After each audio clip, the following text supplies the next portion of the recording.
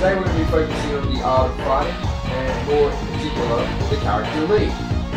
So, once again, since this fighting game doesn't actually have a training mode, we'll just have to keep cutting it whenever there's like a timeout or something, so let's see how we go.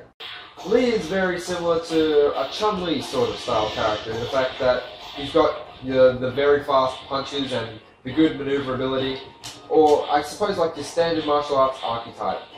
As you can see, just by pressing the throw button really fast while facing towards him, he does the 100 hit sort of move. Yeah, I'll just, as with like Honda and Chun-Li, getting someone into the corner, doing that, easy little strategy. It's not even really a strategy, it's more of a something to do whenever someone's in a corner. Just easy damage, I suppose. Okay, so let's focus on some of his attacks. Now, diagonal back and forward is the 100 gale kick.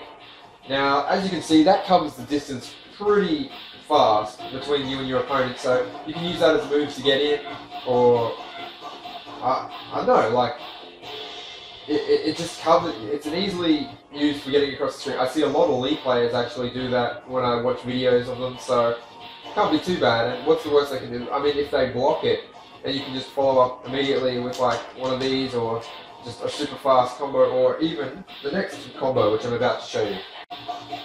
So one of Lee's moves is the Steel Talons, which can be done by down forward punch or down forward kick, depending on what you want to do. The down forward kick one goes through the air, while the down forward punch goes on the ground. Another one of his moves is the 100 blows of hurt, which is done by doing forward, back, forward, throw. Now, as you can see, that does a fair bit of damage, but it requires a whole lot of your energy. So, once again, don't just be throwing that out. With Lee, maneuverability is the key.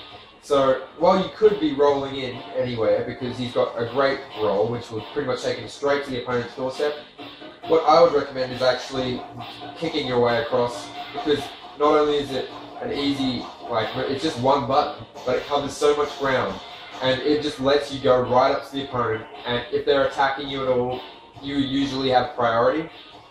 If you can taunt, actually do it. I mean, just make sure you do it safely, but if you can remove the enemy's like special bar, it's like, it's almost crippling them, because especially with a character like Robert or Ryo, who's like got the overpowered like super attacks, like the only two characters in the game, sorry, one of the only 3 characters in the game that can do super attacks, Robert. If you can get rid of that,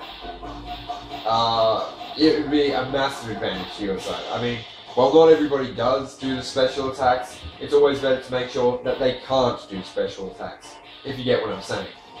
But yeah, I don't know what else I can really do in this I Love My Fighting games, because you can only play as Ryo or Robert in the arcade, so I can't do that. And because of how early this game came out, I can't really do any form of online, and none of the mates are around to do multiplayer, so yeah, I might just actually have to end it here. So thank you for coming by, and yeah, I hope you enjoyed this episode of I Love My Fighting Games.